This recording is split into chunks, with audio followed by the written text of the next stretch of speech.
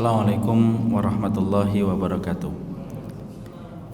Innal hamdalillah wassalatu wassalamu ala Rasulillah wa ala alihi wa sahbihi wa man tabi'ahum bi ihsan ila yaumil qiyamah. Bapak dan Ibu, ikhwan ikhwati yang semoga Allah rahmati dan Allah berkahi. Alhamdulillah, tentunya kita senantiasa bersyukur kepada Allah karena tidak ada keberuntungan yang paling besar kecuali keberuntungan seorang muslim ketika dia bersandar kepada Allah. Allah itu sempurna di dalam zat-Nya, sempurna di dalam namanya, sempurna pula di dalam sifat dan perbuatannya. Dan sesungguhnya keberuntungan kita ketika kita hamba yang lemah, makhluk yang hina, tetapi kita bersandar kepada zat yang berhak disembah, yaitu adalah Allah Subhanahu wa taala. Tentunya yang lebih kita syukuri lagi adalah ketika kita selalu disibukkan oleh Allah pada majelis ilmu, sebagaimana yang kita selenggarakan pada kesempatan duha kali ini.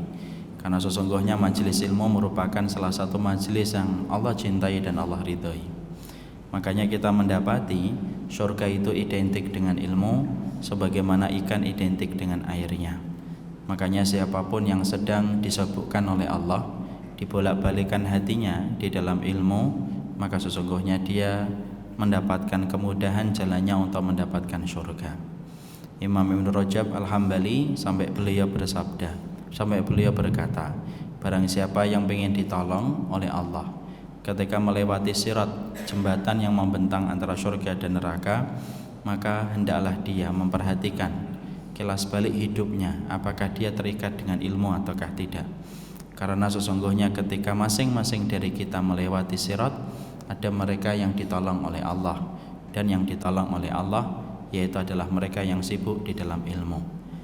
Semoga kita betul-betul menjadikan ilmu kita menjadi tanda saling menyayangi, mengasihi di antara orang yang beriman. Ini merupakan pertemuan yang perdana saya mengisi kajian di Masjid Silaturrahim. Sebagaimana namanya Masjid Silaturrahim, berarti saya dipanggil di sini untuk mengadakan silaturahmi, ya. Dan ini merupakan silaturahmi yang baik. Semoga Allah mempertemukan dan selalu menjaga kita dalam setiap hubungan dan muamalah kita. Kita hari ini akan menyampaikan satu tema yang mungkin sudah dipilih oleh para panitia. Menyampaikan satu tema bagaimana Allah ketika mencintai hambanya. Sebelum kita menyampaikan tentang tema itu secara khusus, maka kita sampaikan dulu mukadimah supaya kita paham dari apa yang nanti kita jabarkan dan apa yang nanti kita sampaikan. Kalau kita bicara tentang masalah cinta, selalu masalah cinta itu sesuatu yang sifatnya menyenangkan. Manusia itu rata-rata senang dengan kisah-kisah romantisme dan mereka senang dengan kisah-kisah romansa. Makanya novel-novel picisan banyak dibeli orang, bagaikan kacang goreng di pinggir jalan, bagaikan gorengan di pinggir jalan. Bahkan yang terakhir ada film Dilan 90 sampai 7 juta. Saya tuh bingung gitu, yang disenangi yo apanya. Tetapi saya juga nggak pernah mau untuk melihat dan tidak tertarik untuk melihat. Tapi disitulah kita paham ternyata romantisme, kisah cinta dan yang terjadi di antara dua anak manusia itu selalu banyak digandrungi oleh kita untuk membaca. Makanya kita membaca kisah Laila Majnun dan membaca berbagai macam kisah-kisah, walaupun sebagian besar dari kisah-kisah itu adalah fiktif dan tidak nyata adanya. Tapi kita yang unik, yang ironis adalah kita sering sekali membicarakan tentang kisah manusia dengan manusia. Dan rata-rata kita punya figur-figur dalam masalah kisah dan romantisme.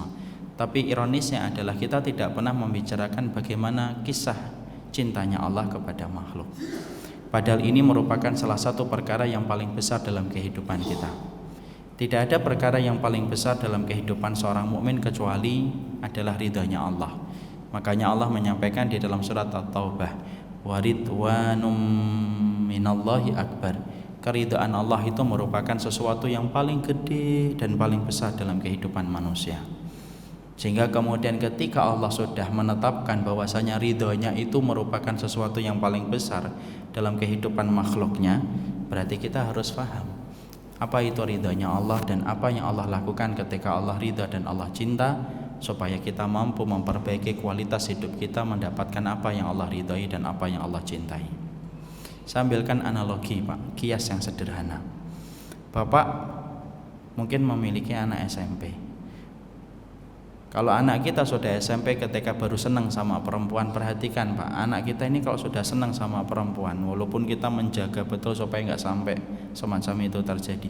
Biasanya laki-laki kalau sudah senang sama perempuan, dia akan memberikan apa saja. Dia rela merogoh kantong sakunya untuk membelikan pulsa wanita yang dia senangi, walaupun dengan itu dia tidak jajan selama sepekan. Ya, kalau ada yang senyum berarti pernah melakukan itu. Saya nggak senyum, alhamdulillah ya.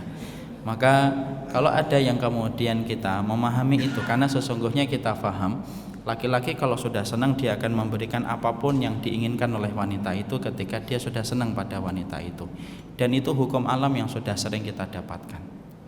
Maka saya coba mengajak diri ana dan antum, kalau wanita disenangi sama laki-laki, ternyata laki-lakinya sesungguh itu ketika dia mencintai wanita tersebut, pernah nggak kita melebarkan pandangan ketika diri kita selaku manusia tetapi dicintai oleh Allah Subhanahu wa taala itu sebesar apa?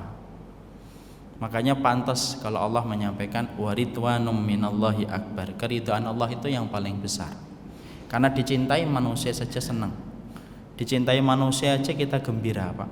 Berapa banyak laki-laki beban hidupnya berat Pak, tapi karena dicintai wanita yang dia senangi maka bebannya itu tidak terasa setiap dia pulang. Hutangnya 600 juta, tapi melihat senyuman istrinya itu 600 juta kayak 600 ribu. Ringan dia. Sebagaimana istri pun sama. Makanya kalau kita lihat ada laki-laki kemudian pergi ke kantor senyum-senyum karena dia merasa dicintai oleh wanita yang dia senangi dan akhirnya jadi istrinya, dia pasti gembira Pak. Karena cinta itu penggambarannya itu penuh sukacita dan kegembiraan. Tidak ada kan laki-laki yang ke kantor gitu kemudian nangis, ditanya kenapa kamu nangis? Saya dicintai istri saya. Tidak ada. Kalau ada kayak gitu laki-laki harus diruqyah itu. Dan ternyata kemudian tidak ada. Makanya disitulah kemudian akhirnya kita memahami. Kita sering memikirkan bagaimana konsep cintanya makhluk kepada makhluk. Kita sering memikirkan posisi kita di hatinya manusia. Kita sering memikirkan posisi kita di hadapan wanita yang kita senangi. Kita sering memikirkan posisi kita di hati laki-laki yang kita senangi. Tapi ironisnya setan itu menjadikan kita amnesia untuk mengukur posisi kita di hadapan Allah. Saya, bapak ataupun ibu. Kadang-kadang kita lupa untuk mengukur posisi kita di hadapan Allah. Padahal ketika kita di hadapan Allah Subhanahu wa taala, kita penting untuk mengukur posisi kita supaya kita ngerti apakah kita telah mendapatkan sesuatu yang paling besar dalam kehidupan kita ataukah tidak. Berapa banyak Pak dan Ibu orang yang mendapatkan ridhonya manusia tetapi belum tentu dia mendapatkan ridhonya Allah. Dan berapa banyak orang yang tidak pernah mendapatkan ridhonya manusia tetapi justru mendapatkan ridhonya Allah. Orang yang tidak memiliki Allah dalam kehidupan tidak ada yang paling penting kecuali ridhanya manusia. Makanya dia akhirnya hidupnya itu menderita Pak. Orang kalau sudah menjadikan ridhanya manusia itu menjadi tujuan itu paling menderita. Karena dia hanya pindah dari satu komentar kepada komentar yang lainnya. Tapi kalau kemudian kita sudah mendapatkan ridhanya Allah, maka Masya Allah, walaupun seluruh manusia itu kemudian tidak meridhai kita, hidup kita pun akan tenang karena kita mendapatkan sesuatu yang paling besar dalam landasan dan pijakan hidup kita, yaitu adalah ridhonya Allah. Makanya sampai ada kata-kata terkenal dari ulama terdahulu dari kalangan salaful ummah, kam min majhulin fid dunya masyhurun fis sama, wa kam min masyhurin fid dunya majhulun fis sama. Makanya ada kata-kata hikmah itu dari kalangan para ulama terdahulu, dari kalangan salaful ummah. Berapa banyak loh orang yang tidak terkenal di mata manusia tetapi terkenal di antara penduduk langit karena orang itu diridhai oleh Allah. Dan sebaliknya berapa banyak orang yang terkenal di mata manusia tetapi dia tidak terkenal sama sekali di hadapan Allah dan penduduk langit karena aktivitasnya itu tidak ada satupun yang menjadikan dia layak dicintai oleh Allah. Bapak tahu kan Julaibib? Mungkin sudah sering kita mendengar kata Julaibib, sahabat Nabi yang mana parasnya tidak terlalu beruntung dalam masalah paras fisiknya. Setiap ngelamar perempuan ditolak Pak. Dan setiap wanita berbisik-bisik di kota Madinah, kalau rumahmu diketok sama Julaibib jangan dibuka. Coba Masya Allah itu betapa sembilu hatinya itu. Kalau ada sosmed itu sudah nuliskan puisi yang banyak itu. Maka kemudian ternyata sampai kemudian orang tua mereka berkata, udahlah jangan sampai dinikahkan dengan siapapun. Sampai Rasulullah yang tahu tentang Julaibib, Rasulullah yang mencarikan jodoh. Yang menarik singkat ceritanya adalah ketika akhirnya Julaibib itu menikah dan kemudian mengikuti peperangan, belum sempat dia mencampuri istrinya. Ketika peperangan selesai, perhatikan Rasulullah itu ketika peperangan selesai itu, atafqaduna syai'an, kalian kehilangan seseorang ataukah tidak? Kemudian para sahabat mengatakan, nafqadu fulan, nafqadu fulan, nafqadu fulan, kami kehilangan fulan, kami kehilangan fulan, kami kehilangan fulan. Kemudian Rasulullah mengulang kembali, apakah kalian kehilangan seseorang? Kemudian para sahabat jawab lagi, nafqadu fulanan, nafqadu fulanan, kami kehilangan fulan, kehilangan fulan, dan tidak disebutkan nama Julaibib. Saking enggak terlalu dihitung Julaibib. Kalau ibarat kita itu datang tak dijemput, pulang tak diantar, tapi bukan jailangkung, tapi kan enggak dianggap. Sampai 3 kali, sampai kemudian para sahabat mengatakan, apakah kalian kehilangan seseorang? Kata Rasulullah. Kembali para sahabat menyebutkan nama dan tidak ada satupun nama Julaibib yang disebutkan oleh mereka, karena kecilnya kedudukan Julaibib di mata orang pada saat itu. Sampai Rasulullah yang mengatakan, la bal nafqadu Julaibiban, enggak, tapi kami kehilangan Julaibib. Baru itu sahabat nyari Julaibib itu. Baru setelah ketemu, Rasulullah kemudian ngangkat dan dijadikan kedua tangannya Rasulullah itu menjadi kasur bagi Julaibib, dimakamkan. Dan Rasulullah bersabda sebelum memakamkan Julaibib, ana minhu wa huwa minni, saya termasuk Julaibib dan Julaibib bagian dari diriku. Insyaallah. Disitulah kita paham, Pak, akidah itu menjadikan bagaimana tujuan kita merdeka hanya untuk Allah. Tetapi itulah perkara yang tidak pernah kita hadirkan dalam hidup. Makanya saya, antum, kalau kemudian kita tidak pernah mendatangkan Allah menjadi tujuan dalam besar dalam kehidupan, makanya akhirnya nanti apa? Menetapkan ridhonya manusia jadi tujuan, menetapkan harta jadi tujuan, menetapkan jabatan jadi tujuan. Kenapa? Kalau kita tidak disibukkan dalam perkara yang benar, pasti akan disibukkan dalam perkara yang batil oleh syaitan. Makanya disinilah kita harus paham bagaimana cara Allah ketika mencintai kita. Sebelum saya menyampaikan bagaimana Allah memperlakukan manusia ketika Allah mencintai manusia, saya ingin membenarkan asumsi saya dan mungkin Bapak dan Ibu. Ada satu asumsi yang kurang benar yang beredar di masyarakat kita, bahwasanya Allah itu kalau mencintai kita selalu urusannya itu melulu berkaitan tentang harta. Kan begitu. Masyarakat kita, mungkin kita beberapa waktu sebelum ini masih merasa bahwasanya kalau Allah mencintai kita itu pasti akan memberikan harta kepada kita. Karena masyarakat kita selalu merasa bahwasanya setiap harta yang dititipkan Allah kepada kita itu berarti tanda sayangnya Allah kepada kita. Makanya berapa banyak kan bapak-bapak dan ibu duduk di depan rumahnya, mobilnya 3 jeret-jeret, rumahnya gede banget. Sang bapak kemudian sembari ngomong, Masya Allah, kita ini dicintai betul oleh Allah ya. Hidup kita gampang bener ya. Pengen punya mobil, apa saja bisa tinggal nunjuk doang, belinya juga enggak. Kemudian rumah bisa bangun besar gitu. Istrinya mau, iya Allah itu sayang banget sama kita. Berapa banyak ucapan yang semacam ini atau yang semisal dengan yang semacam ini kontennya, itu sering kita ucapkan.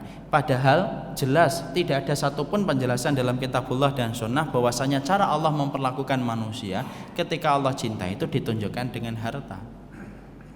Makanya Allah menyampaikan di dalam surat Al-Fajr, fa'amal insanu idza mabtalahu rabbuhu fa'akramahu wa na'amahu fayaqulu rabbi akraman. Ada loh manusia itu kalau mereka diberikan kenikmatan harta, dimudahkan, mereka mengatakan Rabbi akraman, Allah sedang memuliakan kami. Tapi kalau disempitkan, mereka berkata Allah sedang tidak senang dan menguji kami. Kala, tidak kayak gitu. Makanya hari ini sering kita jumpai ada ibu-ibu kalau mendapati anaknya kaya raya, jabatannya tinggi, ibu gitu berkomentar, ya Allah nak, hidupmu itu disayang banget sama Allah nak. Tapi kalau ada seorang ibu-ibu mendapati anaknya masih ngontrak, mobilnya masih Metro Mini, kalau kemudian pergi kemana-mana pakai motor, kalau hujan kepanasan, kalau panas kehujanan, Kemudian ibu itu mengatakan, ya Allah nak, hidupmu masih penuh dengan ujian. Coba. Padahal kemudian itu merupakan cara metode yang tidak benar Pak. Karena sesungguhnya bukan itu cara Allah itu ketika mencintai kita. Maaf ya, kalau Allah itu mencintai kita melalui harta sebagaimana asumsi yang terbangun dalam pikiran kita, berarti maaf, berapa banyak orang kafir itu yang lebih layak dicintai oleh Allah daripada diri kita. Karena mereka lebih kaya daripada saya. Kalau kita masih mengasumsikan bahwasanya setiap harta yang kita peroleh itu cara Allah itu untuk menyayangi kita dan merahmati kita, berapa banyak Pak orang musyrik yang mungkin layak dicintai oleh Allah daripada kita karena harta mereka lebih bergelimang daripada harta kita. Kalau semuanya diukur dengan harta untuk mengukur tanda Allah sayang sama kita, berarti artis Hollywood dan Bollywood itu lebih dicintai daripada jamaah di masjid silaturahim. Karena harta mereka banyak Pak, kemana-mana pakai jet pribadi. Kalau kita kan sudah pakai pesawatnya ekonomi, pesan yang promo lagi kan. Udah gitu masanya 4 bulan sebelumnya yang tidak ada refundnya itu loh. Loh, kalau kemudian kita menilai bahwasanya semuanya ditentukan lewat harta, berarti maaf ya, artis Hollywood dan Bollywood itu lebih layak dicintai oleh Allah daripada kita. Dan kita akan sepakat mengatakan sahabat Nabi itu tidak dicintai oleh Allah. Loh kok gitu? Iya, mereka miskin kok. Coba kita lihat perkataan dari Syekh Utsaimin ketika ditanya, "Mu'dhamus sahabah, bagaimana kebanyakan para sahabat itu?" Dijawab, "Mu'dhamus sahabatu fuqara wal masakin." Seluruh para sahabat itu rata-rata fakir miskin. Padahal jumlah sahabat itu 120.000 kurang lebihnya. Makanya akhirnya kita harus paham, tidak semua harta Pak itu kemudian menjadi tanda Allah itu menyayangi kita. Makanya harta itu kata Imam Ibnu Qayyim dibagi dua. Ada harta yang Allah bagikan kepada kita karena Allah sayang, dan harta itu ketika Allah menunjukkan rasa sayangnya menjadikan orang itu membangun jembatan antara dia dengan surga. Kayak harta yang diberikan kepada Sulaiman, kayak harta yang dititipkan kepada Utsman, sebagaimana harta yang dititipkan kepada Abdurrahman bin Auf. Harta itu membangun jembatan mereka ke surga. Tapi jumlah itu sedikit sekali. Ada makna harta yang Allah titipkan kita. Yang kedua Pak, ada harta yang Allah berikan kepada kita. Waliyadzubillah, moga-moga saya tidak, Bapak tidak, Ibu tidak. Ada harta yang dititipkan kepada manusia, justru tanda kebencian Allah kepada manusia itu. Padahal banyak loh teman-teman kita jualan bakso, sholat berjamaah di masjid, orangnya baik, orangnya solih. Jualan bakso sepi Pak, Bapak aja nggak pernah mampir ke warungnya. Itu jawaban. Ini jawaban dari pertanyaan saya ketika saya ngelihat, kenapa ya ada wanita berhijab syar'i kadang-kadang agak lama dapetin jodoh, tapi kadang-kadang kita ngelihat perempuan gitu ya, sampai menampakkan lekuk tubuhnya pakai rok mini itu, disenengin banyak laki-laki, dicari-cari nomor WA-nya. Bahkan sampai kemudian mereka itu senyum aja dikontrak apa loh, dikontrak iklan 200 juta 300 juta senyum doang. Bapak dan saya ini senyum-senyum di pinggir jalan, tidak ada yang ngontrak kita. Ternyata jawabannya adalah bahwasanya Allah ketika mendapati orang itu bermaksiat dan berdosa kepada Allah, justru Allah berikan kepadanya harta. Kenapa Allah memberikan harta kepada mereka yang bermaksiat dan berdosa itu? Supaya semakin lupa harta yang Allah berikan kepadanya semakin menjadi bagian dari istidraj. Makanya harta itu tidak bisa dinilai sebagai alat Allah menyayangi kita. Makanya dulu kalau saya tidak punya, tiba-tiba sekarang punya mobil. Bapak dulu tidak punya mobil, sekarang punya mobil. Jangan pernah ngelihat mobil itu, oh Allah sayang banget sama kita sampai kita dikasih mobil. Enggak, karena itu bukan tanda Allah mencintai kita. Setelah kita paham, ngerti, ternyata Allah itu kalau mencintai kita tidak melalui harta dan materi. Pertanyaan besar kita sederhana, terus Allah itu kalau mencintai kita bagaimana? Kemudian akhirnya ini penting. Makanya ketika kemudian kita akhirnya paham, oh ternyata harta itu bukan tanda cintanya Allah. Kita paham bahwasanya tidak ada yang paling besar dalam kehidupan kita kecuali ridhonya Allah. Pertanyaan sederhana yang mengemuka di dalam pikiran kita. Terus kalau Allah sayang sama kita itu apa yang Allah lakukan dan apa yang Allah berikan? Saya tidak punya kapasitas jawab Pak. Yang bisa memiliki jawaban atas pertanyaan saya dan Bapak itu Rasul. Dan Rasulullah kemudian menyampaikan ada 4 perkara yang Allah akan berikan kepada mereka yang Allah cintai dan Allah ridhai. Dan 4 perkara ini tidak pernah Allah berikan kecuali kepada mereka yang telah diridhai oleh Allah. Dan kita pada kesempatan ini kita ingin tahu apa 4 perkara yang Allah berikan kepada mereka yang Allah cintai dan Allah ridhai, supaya hati kita yang mulai redup ketika tidak menghadirkan Allah menjadi tujuan itu mulai bercahaya kembali. Karena kadang-kadang paparan dunia teman-teman kita itu Pak menjadikan tujuan ridhonya Allah itu redup tanpa disadari oleh saya, tanpa disadari oleh yang lainnya. Makanya kita bahas apa yang Allah lakukan kalau Allah jatuh cinta kepada hambanya. Maka kemudian di sini dijelaskan, Allah itu kalau sudah jatuh cinta, maka Allah akan kemudian memberikan 4 perkara. Yang pertama apa? Maka jawabannya disampaikan langsung oleh Allah sendiri dalam hadis qudsi. Bapak dan Ibu harus paham ya, hadis qudsi itu hadis di mana periwayatannya kembali kepada Allah. Tetapi hadis qudsi tidak termasuk Al-Quran. Hadis qudsi ada yang sahih, ada yang tidak sahih. Dilihat dulu siapa yang merawikan. Ada hadis qudsi yang sahih, di mana Allah kemudian bersabda dalam hadis qudsi itu. Apa yang dikatakan oleh Allah dalam hadis qudsi itu? Wa ma yazalu 'abdi yataqarrabu ilayya bi syai'in mimma aftaradtu 'alaihi wa la yazalu 'abdi yataqarrabu ilayya bin nawafili hatta uhibba.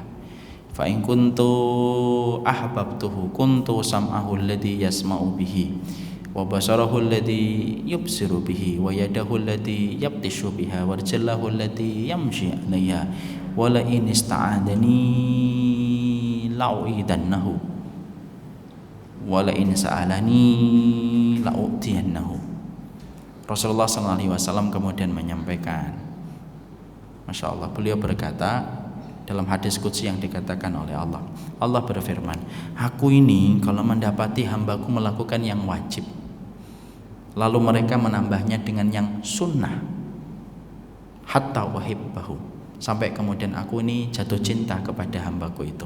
Ya, jadi zat yang kita sembah tiap sujud Pak, tiap ibadah, tiap rukuk, zat yang kita sembah itu zat yang punya rasa cinta. Hatta wahibbahu, aku jatuh cinta kepadanya. Apa yang Allah lakukan ketika Allah jatuh cinta? Allah kemudian melanjutkan, wa in kuntu ahbabtuhu, kalau aku sudah jatuh cinta, kata Allah, kuntu sam'ahu alladhi yasma'u bihi, aku akan menjaga pendengarannya yang dipakai untuk mendengar. Aku akan menjaga matanya yang dipakai untuk melihat. Aku akan menjaga tangannya yang dipakai untuk memegang, dan aku akan menjaga kakinya yang dipakai untuk melangkah. Kalau hambaku itu meminta perlindungan kepada diriku, aku kasih perlindungan itu kepadanya, dan kalau dia melangkah, aku akan menjaganya, dan aku akan menjaga kakinya yang dipakai untuk melangkah. Masya Allah. Di situ kita menjumpai Rasulullah menyampaikan itu. Kemudian hadis itu lanjutannya, kalau mereka meminta perlindungan kepadaku, aku berikan perlindungan. Kalau mereka berdoa kepadaku, aku kabulkan. Di situ kita memahami Pak, indikator yang pertama untuk mengukur diri kita dicintai oleh Allah ataukah tidak adalah Allah itu kalau sudah senang, ridho sama kita, maka Allah itu akan menjadikan seluruh organ tubuh dan aktivitas yang dilakukan oleh orang yang Allah cintai itu dimudahkan melakukan ketaatan, tetapi disulitkan dan disusahkan untuk melakukan keburukan.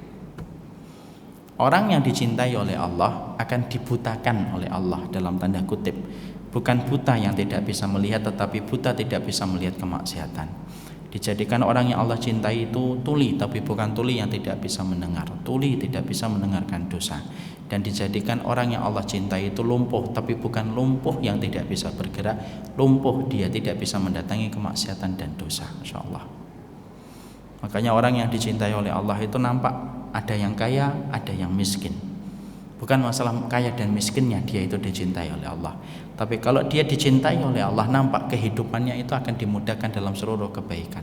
Sampai-sampai kita akan menjumpai orang kalau sudah dicintai oleh Allah, sampai-sampai ketika berbuat dosa dan ketika akan melakukan kemaksiatan disusahkan oleh Allah supaya dia urung melakukan dosa itu.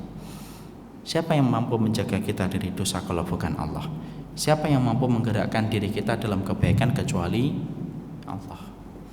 Nabi Yusuf, Pak, kenapa dia tidak berzina dengan istri sang raja? Apakah kita mengatakan, oh karena Nabi Yusuf tidak suka dengan wanita itu? Kata siapa? Nabi Yusuf itu senang sama wanita itu karena wanita itu cantik dan memiliki gelar kebangsanan, semua istri dari seorang raja, dan sudah menawarkan kepada Yusuf untuk tidak menceritakan kejadian itu dan perbuatan itu kepada siapapun. Makanya sampai Allah menyampaikan dalam surat Yusuf, wa hamma biha wa hammat bihi. Itu untuk membantah kalau ada orang yang mengatakan Yusuf tidak berzina dengan perempuan itu karena Nabi Yusuf tidak suka dengan perempuan itu. Dalam nafsunya Nabi Yusuf itu senang dengan wanita itu. Makanya Allah menyampaikan hamma, bapak tuh namanya hamma. Hamma itu sudah senang banget, yang sudah campur aduk dengan nafsu itu namanya hamma. Kalau kata orang Jawa lebih mantap. Kalau orang Jawa itu ngomongnya kerentek, nah itu sudah mentok dia di sini nih. Udah susah, karena orang kalau laki-laki sudah senang sama perempuan pusing kepalanya, itu namanya hamma. Nah itu hamma. Tapi kenapa Nabi Yusuf mampu selamat dari perbuatan zina itu? Allah menyampaikan laula an ra'a burhana rabbih. Kalau bukan Yusuf melihat tanda Rabbnya, maka sesungguhnya perbuatan itu terjadi. Pertanyaan kita, yang dilihat Nabi Yusuf itu apa sih kok sampai tidak jadi melakukan perbuatan zina? Dalam tafsir, Pak, nanti dibaca, dalam tafsir itu kemudian disampaikan yang dilihat oleh Nabi Yusuf itu adalah Allah memperlihatkan gambaran adab yang pedih bagi orang yang berzina. Gambaran itu nyata di depan Nabi Yusuf saat itu. Makanya kemudian syahwatnya Nabi Yusuf padam sepadam-padamnya.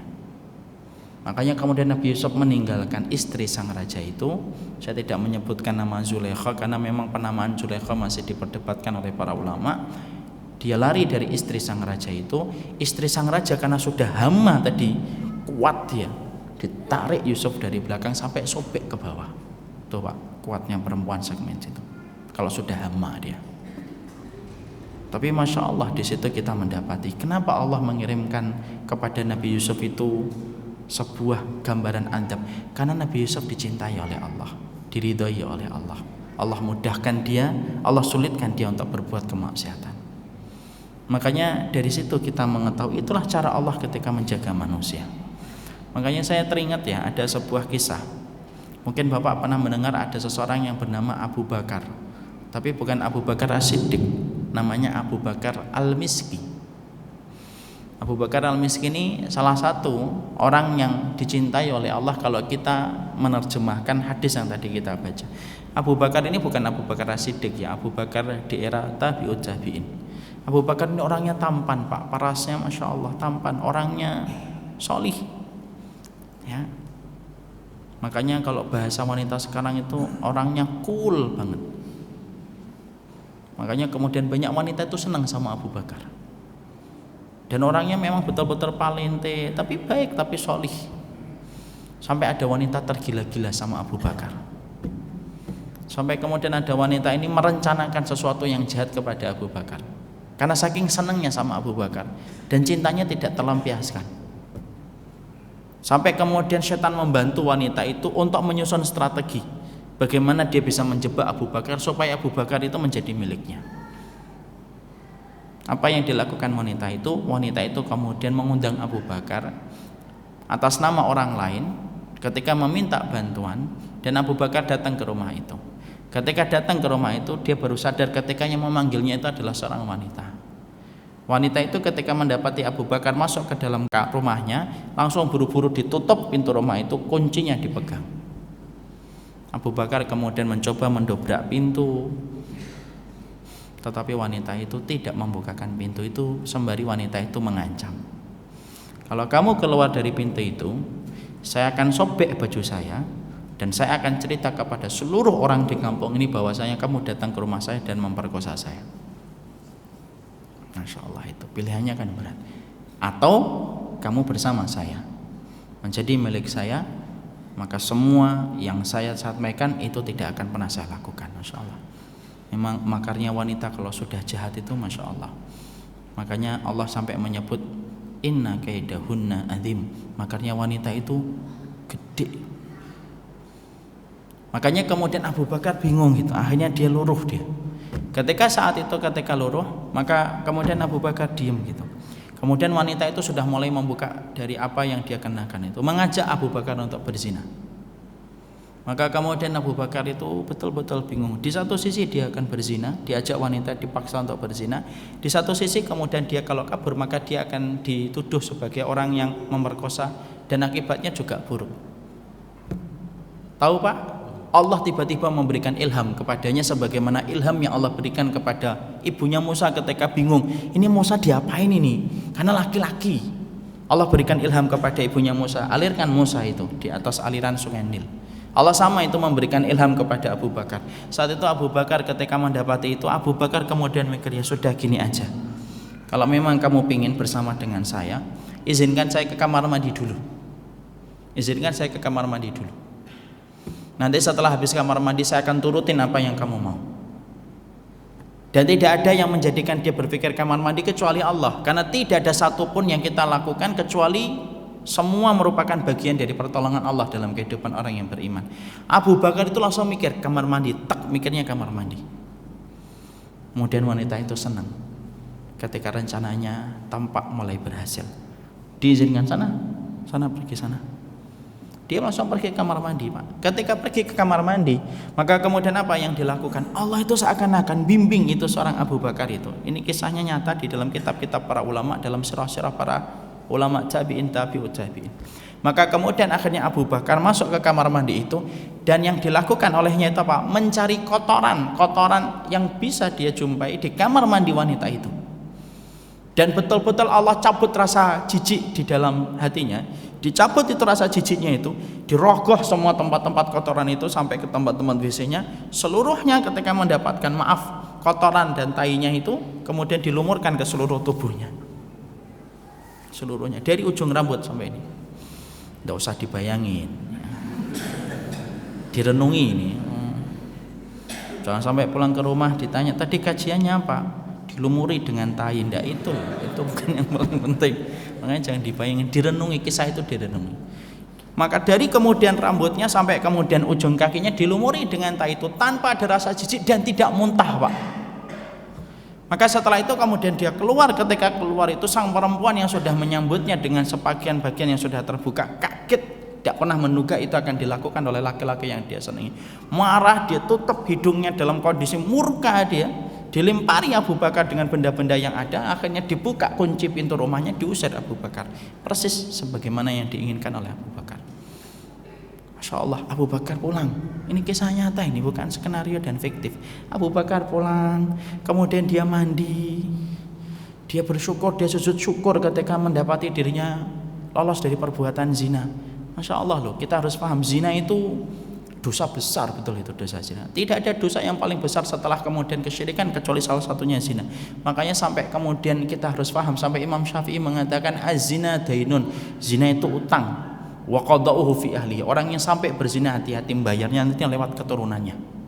Makanya Imam Syafi'i saja sampai kalau ada orang kemudian mendengar kata zina, beliau mengatakan ittaqu minaz zina, takutlah kamu sama zina. Lalu sampai tikus yang ada di rumah orang yang berzina itu akan mendapatkan laknat dari perbuatan zina itu. Makanya para salaf itu terkenal bagaimana menjaga dirinya dari zina. Makanya Bapak tidak pernah dapati satu agama yang paling detail ngatur laki-laki dan perempuan kecuali Islam. Kenapa? Supaya tidak terjerumus pada perbuatan zina. Makanya sampai kalau kita jalan itu laki-laki tidak boleh di belakang perempuan. Makanya kalau ibu-ibu dan bapak jalan gitu, ada ibu-ibunya, laki-lakinya suruh duluan. Jadi kalau ibu-ibu jalan ternyata di belakang ada laki-laki, pelan-pelan Bu, suruh laki-lakinya duluan. Laki-lakinya nggak usah GR, lo nungguin saya, ndak gitu. Dia kamu suruh nyalip. Kita kembali lagi tadi. Maka kemudian dia senang sujud syukur ketika kemudian luput dari perbuatan zina. Sampai kemudian ketika luput dari perbuatan zina, maka kemudian dia tidur. Dalam tidurnya Allah itu memberikan kepadanya mimpi. Dan kita paham ya, Rasulullah menyampaikan dalam riwayat Muslim, setiap mimpi itu dari tiga. Mimpi yang datang dari Allah, mimpi yang datang dari syaitan, dan mimpi dari apa yang sering kita pikirkan. Dan Allah memberikan sesuatu di dalam mimpinya. Allah menerima apa yang kamu lakukan, wahai Abu Bakar. Dan Allah akan mengganti kotoran itu dengan pengganti yang jauh lebih baik. Bangun Abu Bakar, masih belum tahu dia apa ya. Tapi dia mendengar ada satu hadis yang dia dengarkan dalam mimpinya. Apa hadis yang dia dengarkan di dalam mimpinya itu? Man taraka syai'an lillahi awwadahullahu khairan minha. Siapapun yang meninggalkan sesuatu karena Allah pasti diganti yang lebih baik. Itu yang dia ingat dalam mimpi itu. Bangun tapi belum tahu maksudnya mimpi itu apa. Kemudian dia melaksanakan subuh, sholat subuh. Ketika melaksanakan sholat subuh, Pak, orang-orang di samping kanan kirinya itu mencium bau wangi minyak kasturi yang sangat mahal itu. Dan mereka tidak tahu siapa yang memakai minyak wangi itu. Kemudian mereka akhirnya menemukan yang memakai itu Abu Bakar. Padahal Abu Bakar ketika ditanya, loh sejak kapan kamu punya minyak wangi sewangi ini wahai Abu Bakar? Abu Bakar jawab, aku tidak pernah pakai minyak wangi. Subuh itu Pak, duhur, sholat lagi masih mengeluarkan wangi. Asar, terus 1 hari, 2 hari, 3 hari. Sampai kemudian orang itu baru tahu seluruh kotoran yang pernah menempel di kulitnya diganti oleh Allah dengan pengganti minyak kasturi, sampai tidak pernah mengeluarkan bau dan keringat kecuali mengeluarkan bau minyak kasturi. Makanya akhirnya dia mendapatkan lakop gelar Abu Bakar Al-Miski, Abu Bakar yang mengeluarkan baunya itu kayak minyak kasturi karena selamat dari perbuatan zina. Jadi bukan berarti kalau bapak bau berarti banyak dosa, enggak ya. Tapi itu menunjukkan Allah menyelamatkan. Makanya kemudian pertanyaan kita itu, kenapa ya orang dimudahkan semacam ini? Kalau Allah sudah mencintai seorang hamba, Pak, maka sesungguhnya ketika Allah sudah mencintai hatinya, maka Allah akan jaga matanya, jaga telinganya, jaga tangannya, jaga kakinya, dan itu merupakan anugerah besar yang Allah berikan kepada manusia, Pak. Kalau boleh saya mengambilkan cerita-cerita masa kini, Pak, tidak usah jauh-jauh, saya akan sampaikan ustadz saya saja. Dan ini karena kecintaan saya kepada beliau dan saya husnudon saya. Kan kita diperintahkan husnudon kepada setiap orang. Saya dulu ketika fakultas syariah itu, saya sembari menghafal Al-Quran, Pak. Ada guru tahfidz saya. Guru tahfidz saya itu namanya adalah Ustaz Awaluddin Batubara. Saya dulu kemudian tahfidnya sama beliau. Ustaz Awaluddin Batubara ini dari Medan. Dulu pernah menjuari musabaqah sampai kemudian luar negeri. Bapak tahu, ibu ngerti, orangnya buta.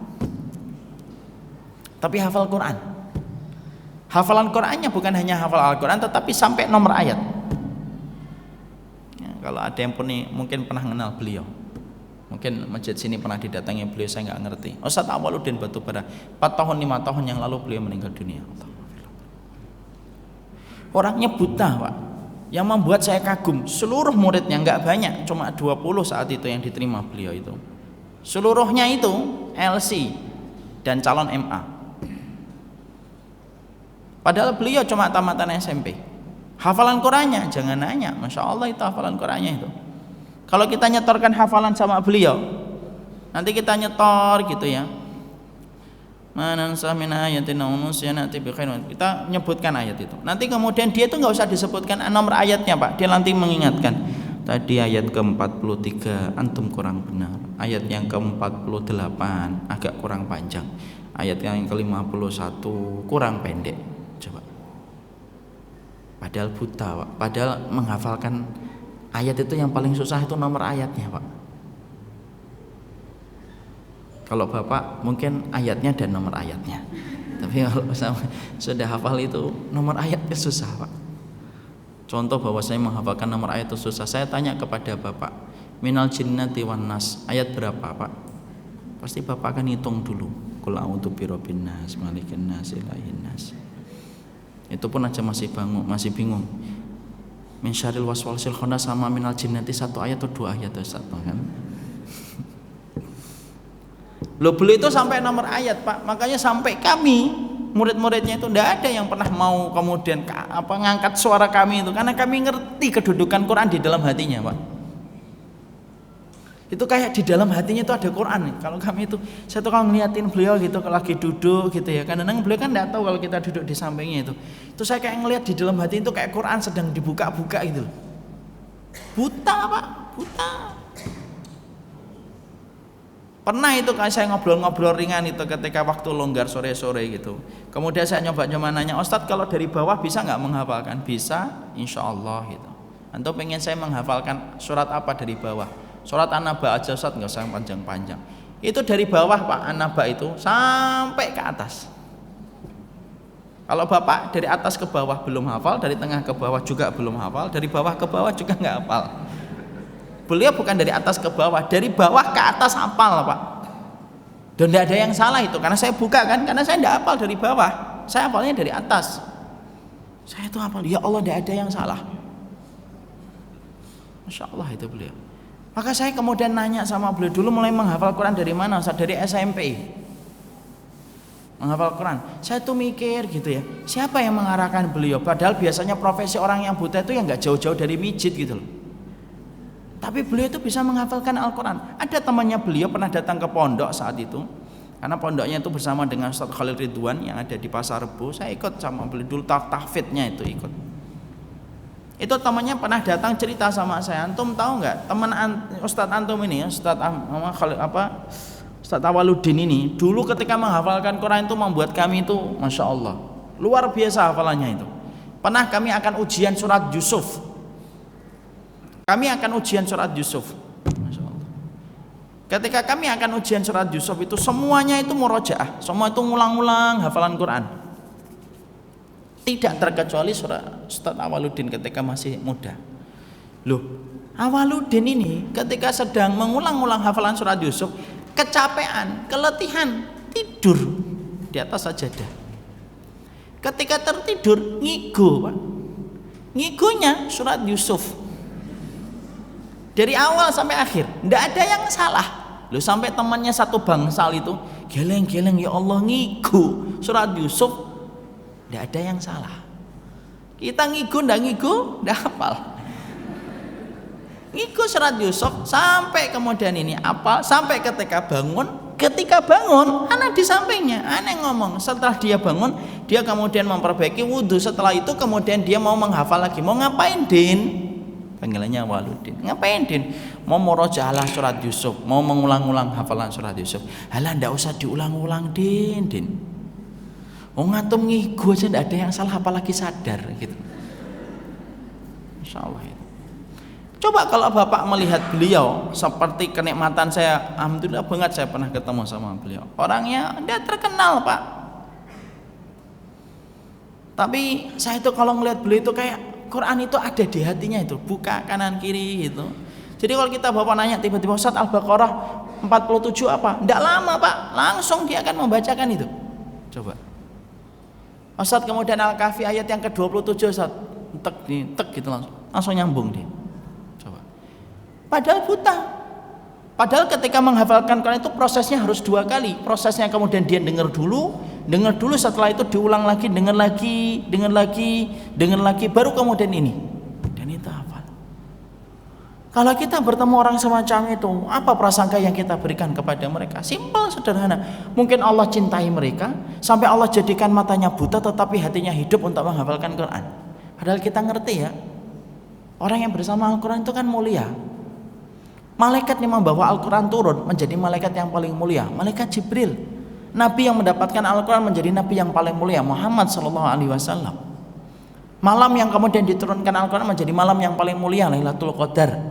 Bulan yang diturunkannya Al-Quran menjadi bulan yang paling mulia, yaitu bulan Ramadan. Loh, apalagi dada di dalamnya ada Quran dan diwafatkan dan dikuburkan di dalam tanah bersama dengan Al-Quran yang sudah ada di hatinya, itu kayak apa rasanya?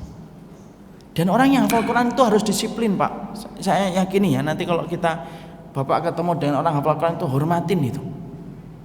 Kenapa? Kalau dia betul-betul hafal Al-Quran itu berarti disiplin loh. Kecuali kalau sudah lupa separuh, enggak ya. Kalau dia masih menjaga hafalannya, tidak ada orang yang paling disiplin yang pernah saya lihat kecuali orang yang menghafalkan Al-Quran. Kenapa? Kalau dia tidak mengulang-ulang hafalan Quran itu 2 hari saja, Pak, hilang itu puluhan ayat. Jadi dia itu harus mengulang-ulang terus hidupnya. Menghafal mudah, Pak, menjaga yang susah. Makanya disinilah kita kemudian menjumpai, masya Allah, itulah cara Allah kalau mencintai seorang hamba. Allah yang jaga, Allah yang kemudian menyulitkan dia untuk melakukan keburukan, tetapi Allah gampangkan untuk melakukan kebaikan. Makanya insya Allah kalau diri kita digampangkan gitu.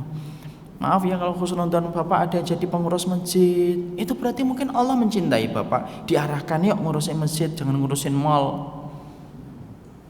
Kemudian pagi-pagi ngurusin kegiatan, itu mungkin cara Allah mencintai kita, Pak. Dialahkan kita dalam perkara-perkara yang terjaga dari kemaksiatan dan dosa. Karena Allah kalau jatuh cinta kepada hambanya, Selalu Allah akan jaga hamba itu dari perkara-perkara yang bermaksiat dan berdosa. Itu yang pertama. Yang kedua, Rasulullah menyampaikan kepada kita dalam riwayat Muslim. Yang disampaikan oleh Rasulullah SAW dalam riwayat Muslim kepada kita adalah Rasulullah bersabda dalam hadis yang sahih.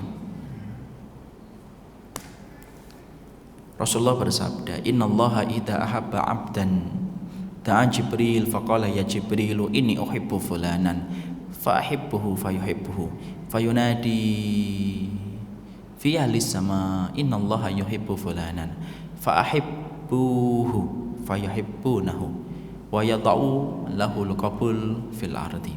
Rasulullah SAW menyampaikan, sesungguhnya Allah itu kalau jatuh cinta, yang bersemayam di atas arsy Allah itu kalau jatuh cinta, Allah panggil malaikat Jibril. Allah panggil malaikat Jibril. Ketika Allah panggil malaikat Jibril, Allah kemudian menyampaikan, "Ya Jibril, wahai Jibril, inni uhibbu fulanan. Aku ini jatuh cinta kepada hambaku. Fa'hibbu, cintai dia sebagaimana aku mencintainya." Maka kemudian orang tersebut dicintai oleh Allah dan dicintai oleh malaikat Jibril. Allah ketika ngumumkan orang itu dicintai oleh Allah, Allah sebutkan namanya, nasabnya, rumahnya, kegiatannya, amal solihnya yang sampai menjadikan Allah itu mencintainya. Setelah itu Allah tidak sendirian mencintainya. Allah ajak makhluk yang terbaik di antara kalangan malaikat, malaikat Jibril. Cintai dia ya Jibril sebagaimana aku mencintainya. Dan Jibril mencintai orang itu. Selesai? Belum. Koma, Pak. Lanjutannya adalah Jibril lalu turun. Fayunadi itu ngumumin fi ahli sama, kepada seluruh penduduk langit dari kalangan malaikat. Kita tahu ya, alam semesta ini ada dua penghuninya. Bumi penghuninya manusia, hewan, rambutan, pepohonan, kemudian pohon, dan kemudian yang menghuni itu adalah jin. Langit yang menghuni itu hanya malaikat, Pak. Dan jumlah malaikat itu puluhan kali lipat, tidak terbatas, lebih banyak daripada jumlah manusia. Makanya ada satu riwayat, kalau tidak salah dari Bukhari Muslim, malaikat itu satu malaikat dengan malaikat yang lain itu sejarak setengah hasta. Saking rapatnya langit ketika diisi oleh para malaikat. Kalau kita kan tidak, Pak. Kalau kita, rumah kita kan 200 meter 2 orang, 100 meter 1 orang. Kalau di sana penuh berdesak-desakan. Kemudian malaikat itu berkata kepada penduduk langit, "Ya ahlas sama, hei penduduk langit, Allah jatuh cinta kepada hambanya Fulan bin Fulan, namanya ini, amal soleh yang menjadikan Allah mencintainya ini, entah witirnya, entah jihadnya, entah sodakohnya, entah mencari ilmunya." Kemudian malaikat Jibril berkata, "Cintailah dia sebagaimana aku mencintainya dan sebagaimana Allah mencintainya." Seluruh penduduk langit bergemuruh dan berkata, "Kami mencintainya sebagaimana Allah dan Jibril mencintainya." Masya Allah. Akhirnya namanya terkenal, Pak, di antara penduduk langit. Tahukah kita apa sih yang dilakukan malaikat itu kalau malaikat jatuh cinta? Pertanyaan ini dijawab oleh Allah di dalam surat Fussilat ayat yang ke-30. Rata-rata Bapak sudah hafal.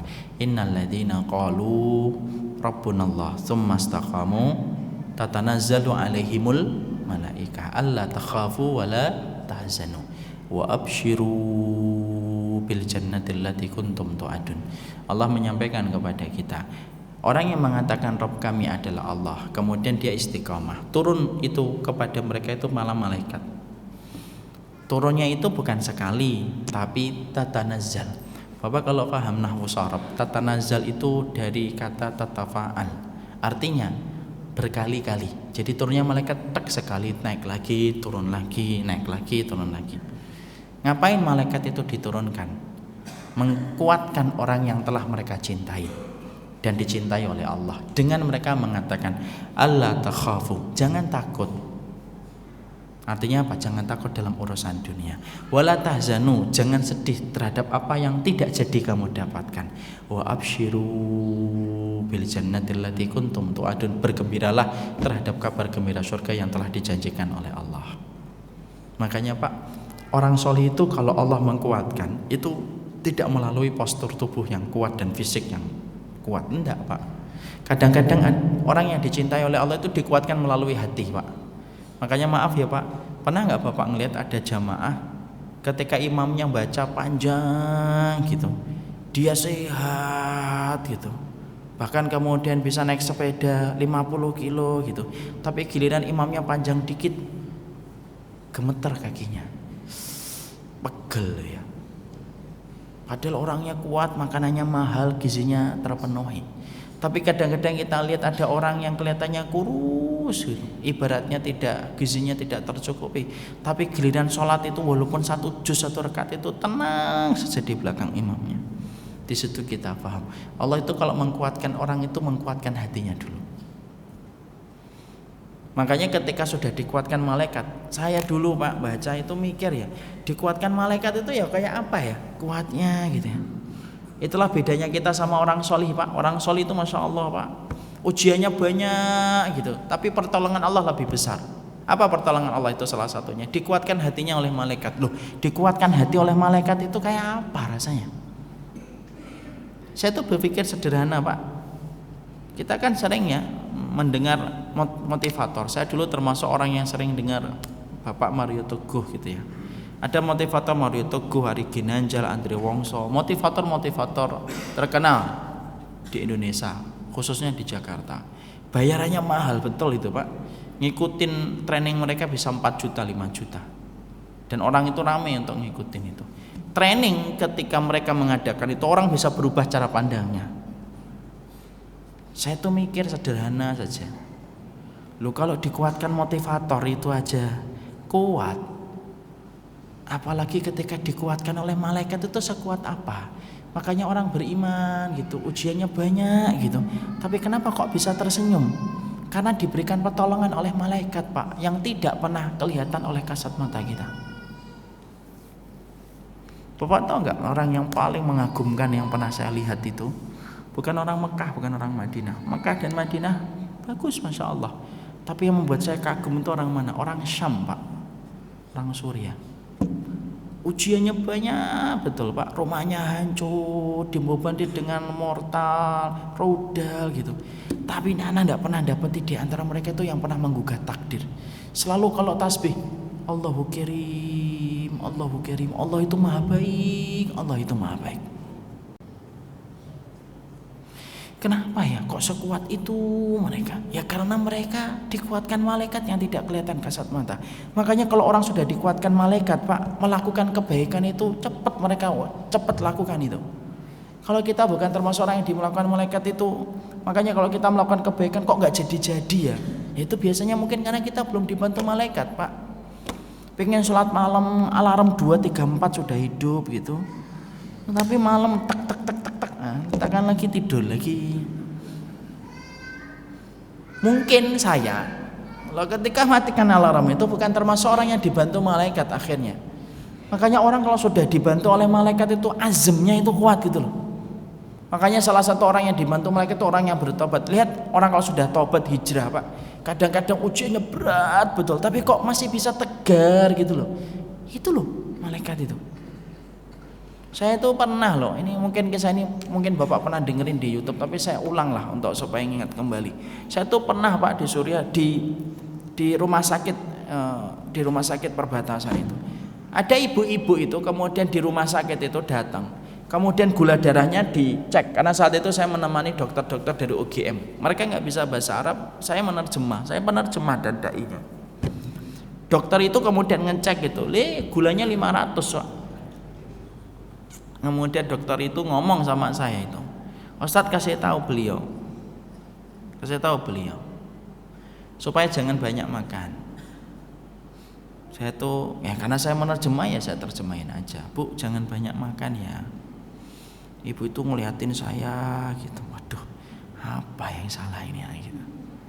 Kemudian ibu itu ngomong, antum nih di sini relawan dari Indonesia ya? Iya. Sudah berapa lama antum di sini? 2 pekan. Antum berapa kali makan dalam 1 hari? Ya 2 kali, 1 kali. Loh antum tahu makan susah.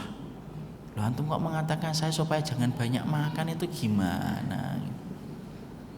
Coba Pak, padahal saya cuma penerjemah.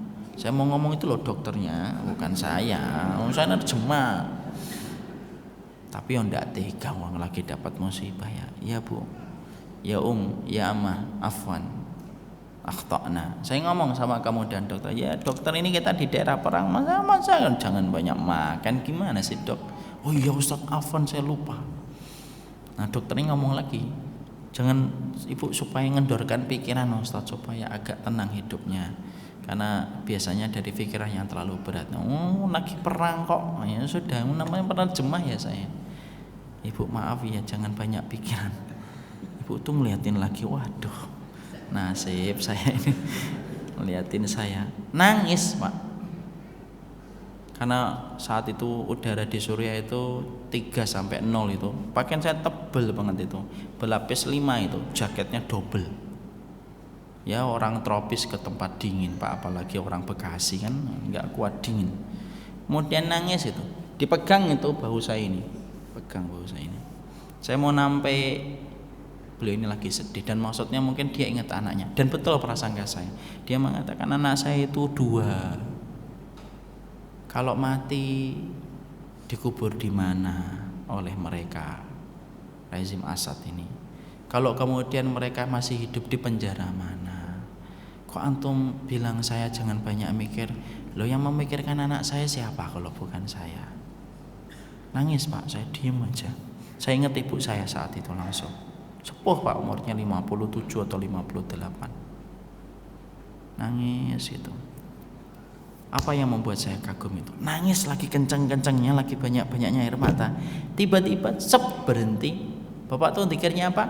Hasbiyallah, la ilaha illallah, ni'mal maula wa ni'man nasir. Tak berhenti. Kemudian dia bawa sapu tangan, diusap, sudah. Hasbunallah. Saya tuh kaget Pak, sekuat itu keimanannya. Tapi disitulah kita paham, orang itu kalau dicintai oleh Allah diteguhkan terus dalam kekuatan imannya. Memang orang yang beriman itu ujiannya berat Ustaz. Iya ujiannya berat. Ya sudah kalau gitu saya tidak beriman Ustaz. Salah. Orang beriman itu ujiannya berat, tetapi pertolongan Allah itu jauh lebih berat daripada ujian yang Allah berikan. Makanya inilah yang menjadikan kita memahami betul. Yang kedua, orang yang dicintai oleh Allah itu akan diturunkan kepadanya para malaikat. Yang ketiga, apa yang Allah akan berikan kepada orang yang Allah cintai? Yang ketiga yang Allah berikan kepada orang yang Allah cintai, dikatakan dalam hadis riwayat Hakim, disetujui oleh Imam Ad-Dhahabi. Bapak kalau baca ada hadis diriwayatkan Hakim, kok disetujui di dalam tulisan hadis itu, riwayat Hakim ini disetujui oleh Imam Ad-Dhahabi, berarti hadis sahih. Rasulullah SAW menyampaikan, innallaha idza ahabba abdan asalahu wa ma asalahu ya Rasulullah, qala yuwaffiqu lahu amalan salihan idza baina yaday ajalihi hatta yarda anhu jiranuhu wa man haulahu. Allah itu kemudian menyampaikan, Rasulullah menyampaikan, Allah itu kalau jatuh cinta kepada hambanya, Allah itu akan memberikan pemanis kepada hamba yang Allah cintai. Loh para sahabat itu tidak paham, kok orang yang Allah cintai dikasih pemanis? Mereka nanya, wa ma asalahu, yang dimaksudkan dengan dikasih pemanis itu apa ya Rasulullah? Kenapa orang yang Allah cintai itu dikasih pemanis? Kemudian Nabi mengatakan, sesungguhnya kalau ada orang dicintai oleh Allah, itu mendekati garis ajalnya. Ini garis ajalnya, ini orangnya. Dia mendekati garis ajalnya, maka tidak ada yang tahu tentang matinya dia kecuali Allah. Kalau dia hamba yang Allah cintai sebelum mendekati garis ajalnya, maka Allah sibukkan dulu dia untuk melakukan amal ibadah sebelum dia menginjak ajalnya.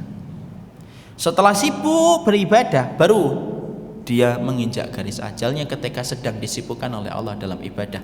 Kematiannya husnul khatimah, dikenang oleh keluarganya, dikenang oleh kerabatnya, dan dikenang oleh tetangganya. Itulah yang disebutkan pemanis. Makanya Pak, orang kalau sudah dicintai oleh Allah, paling gampang kelihatan itu lihat matinya. Kalau ada orang meninggal ketika lagi baca Quran, nah itu pasti Allah cintai itu. Kalau ada orang yang meninggal ketika sujud, ketika kejadian di Tebet setahun 2 tahun yang lalu, nah itu pasti Allah cintai Pak. Karena tidak mungkin orang dimatikan husnul khotimah kecuali Allah yang ngatur Pak. Allah yang membolak-balikkan dia untuk melakukan itu. Makanya kita lihat kan, ada yang adzan diwafatkan dalam kondisi adzannya. Saya pernah baca kisah terjadi di Mesir kalau tidak salah. Ada seorang muadzin, Pak. Muadzin itu 40 tahun adzan tanpa mendapatkan apapun. Dan dia adzan itu hanya semata-mata karena Allah. 40 tahun adzan. Ketika 40 tahun adzan, tiba-tiba sakitnya sudah beberapa hari. Ketika mau sudah mulai masuk sakaratul maut itu, berat dia itu. Tapi seakan-akan itu nampak di wajahnya itu sedih gitu loh. Anak-anaknya tuh mikir gitu, bapak ini mikir apa ya, kok ada satu beban yang kami dapatkan di wajahnya itu. Bapaknya itu kayak sedang meminta sama Allah sesuatu sebelum kemudian dimatikan. Tahu Pak, tiba-tiba bapaknya kayak mengasih isyarat itu supaya didudukkan sama anak-anaknya. Padahal dia ngomong kayak memberikan isyarat, oh kelihatannya bapak pengen duduk, didudukkan sama anak-anaknya. Adzan Pak, Allahu Akbar, adzan dia. Sampai kalimat la ilaha illallah tak dimatikan, ambruk, meninggal dunia. Siapa yang ngatur? Allah Pak. Ada yang khutbah kemarin di Tangerang kan, khutbah meninggal dunia. Padahal bagi Allah mudah nggak untuk mematikan dia sebelum dia khutbah? Tiba-tiba sebelum khutbah mencret dulu, nggak jadi khutbah, gampang. Dijadikan macet dulu, nggak jadi khutbah. Tapi Allah atur, dia nggak terkena apa-apa, dikhutbahkan dulu, ketika khutbah baru dimatikan. Siapa yang mampu ngatur itu kalau bukan Allah? Saya punya jamaah umrah Pak, 6 tahun yang lalu. Kami berangkat dari Indonesia, semuanya baik Pak. Bapak itu nggak saya kenal karena saya kenal menantunya.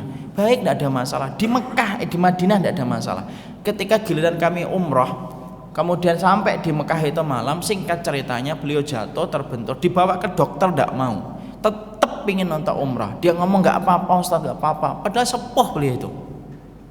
Sampai kemudian akhirnya ketika saat itu minta izin tidur. Saya kalau tidur dulu batal nggak umrah saya? Enggak lah Pak, nggak batal, silakan tidur dulu nggak apa-apa. Loh, sampai kemudian akhirnya beliau tidur, istirahat, kita makan Pak. Kalau Bapak dan Ibu sudah pernah umrah kan gitu ya, sampai ke Mekah kan kita makan dulu, naruh koper dulu di kamar, setelah siap kita kumpul lagi, baru kita umrah untuk kemudian tawaf, baru kita kemudian sa'i. Dia ngomong, saat kalau saya tidur batal enggak Ustaz? Ya enggak Pak, bersaja orangnya Pak, sepuh orangnya, tidur Pak, meninggal coba. Tidurnya 10 menit, 15 menit, sampai keluarganya datang ke saya itu, kelihatannya bapak meninggal Ustaz. Loh, saya itu sampai nggak mengucapkan kalimat istirja. Saya langsung ke atas itu cek, meninggal Pak. Meninggalnya hari Kamis malam. Dan meninggalnya di kota Mekah. Ketika umrah, padahal orang yang meninggal ketika umrah itu kepalanya tidak boleh ditutupin itu. Kenapa? Karena nanti ketika dibangkitkan dari kubur, dia langsung bertalbiyah itu. Labbaik Allahumma labbaik. Ketika kemudian sudah itu saya nguburkan itu, Masya Allah, saya ngobrol itu dengan menantunya itu, ngobrol tuh, Bapak sudah pernah haji berapa kali? Akhirnya belum pernah Ustaz, umrah belum pernah, ini baru pertama kali umrah. Tanahnya tiba-tiba dihargai oleh seseorang mahal, orang Cina, ketika pengen bangun gudang, aksesnya itu lewat rumah beliau, tanah beliau, dijual itu, hartanya dipakai untuk haji, nunggu kuotanya lama, kemudian dipakai untuk umrah. Saya diumrahkan beliau Ustaz, diumrahkan sama bapak menantunya itu. Kemudian sampai akhirnya umrah. Pikiran saya itu kemana-mana itu. Yang menjadikan tanahnya laku siapa? Yang menjadikan dia jatuh siapa? Yang menjadikan beliau tidur siapa? Yang menjadikan umrahnya bareng kita siapa? Yang menjadikan umrah kita hari Kamis itu tanggalnya keluar itu, kok bisa hari Kamis itu siapa? Jawabannya cuma satu. Kalau Allah sudah ridho mau apa? Allah gampang ngurusin semua itu. Akhirnya meninggal dunia ketika umrah. Saya itu ketika memakamkan gitu ya, dikafani, kepalanya kan nggak ditutup. Sepuh Pak orangnya, ya Allah, seneng betul kalau kita ngeliat kayak gitu tuh. Apa nggak iri kita ini? Makanya inilah Allah mencintai ketika hambanya. Yang keempat, Allah itu kalau mencintai hambanya, Allah akan memperlihatkan wajahnya kepada orang yang telah jatuh cinta kepada Allah di dunia. 4 perkara inilah yang sering luput dari perhatian kita. Ibu-ibu kalau ngelihat anak, yang diperhatikan itu anaknya sukses dunia terus.